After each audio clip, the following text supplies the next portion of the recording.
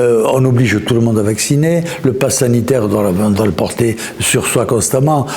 Par contre, les voleurs et les assassins peuvent courir en liberté. La police, quand on les arrête, ils sont libérés avant même que la police soit sortie du tribunal.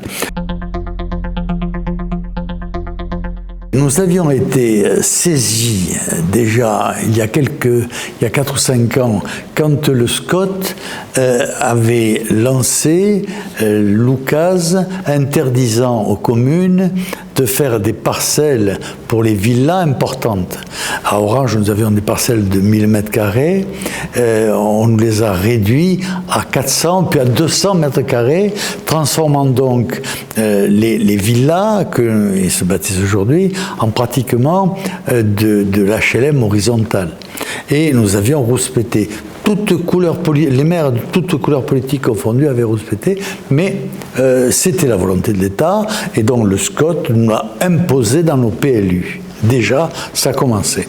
Aujourd'hui, on fait un saut important, puisque les nouveaux grands bourgeois, pour ne pas dire famille royale de la République, représentée par Emmanuelle Wargon, qui est une filleuse tolérue, dont de l'établissement politique socialiste, qui a un comportement tout à fait nobiliaire, qui nous dit que la maison individuelle, c'est fini, hein, c'est polluant, que d'ailleurs on n'a plus besoin de voiture bientôt, et que l'avenir, c'est l'HLM en fin de compte, et que l'HLM, forcément, ça sera heureux. Elle a une formule qui est remarquable, de créer une densité d'habitat qui crée des quartiers dynamiques, vivants et chaleureux. On connaît ça, le HLM pour tous, on connaît la qualité de vie qu'il y a dans les HLM aujourd'hui, du moins dans certains HLM, quand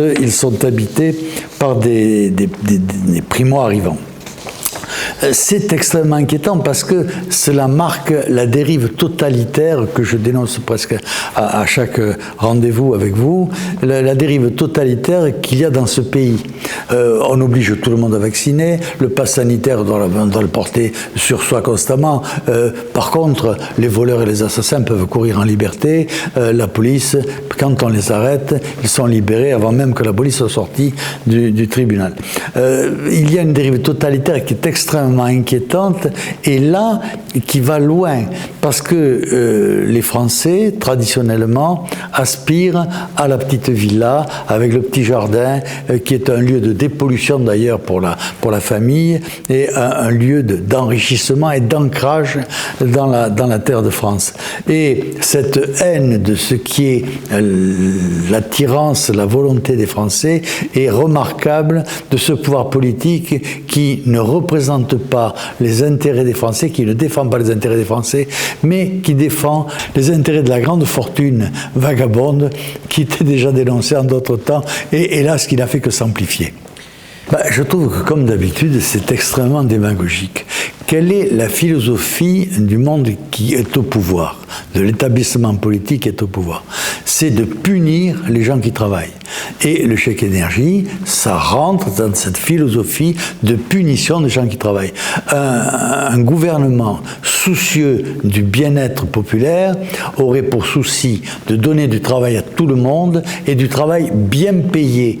Parce que si tout travail mérite salaire, quand on ne travaille pas, on doit être en quelque sorte puni par le fait qu'on ne travaille pas, sous condition qu'il y ait du travail et que l'État fournisse du travail. Un des devoirs de l'État, d'ailleurs c'est inscrit dans la Constitution, c'est de fournir du travail pour tous. Or, l'État se moque complètement de donner du travail à tous. Il préfère créer des asservis, à qui on distribue du pouvoir d'achat sans contrepartie de travail, alors que le travail, lui, anoblit celui qui l'exécute. Manifestement, il y a une volonté par le monde médiatique de niveler les gens. Il y a une volonté d'abaissement de la culture, de l'éthique, de la morale du peuple. Il y a une volonté de destruction qui se produit par la destruction des racines, le mépris des racines et au contraire l'ouverture à tout ce qui est artificiel.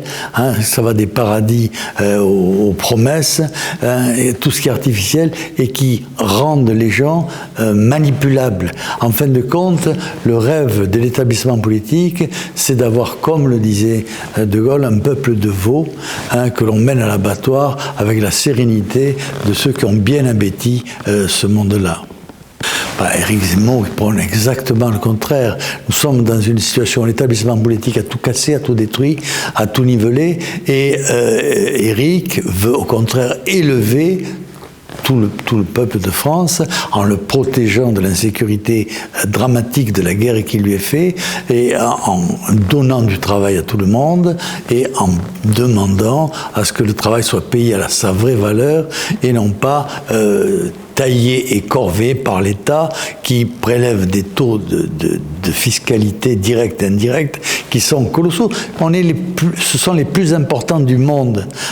La fiscalité française, toute artifice confondu, est la plus élevée du monde alors qu'elle n'assure même pas la sécurité, qu'elle n'assure même pas les vertus régaliennes d'un pays normal.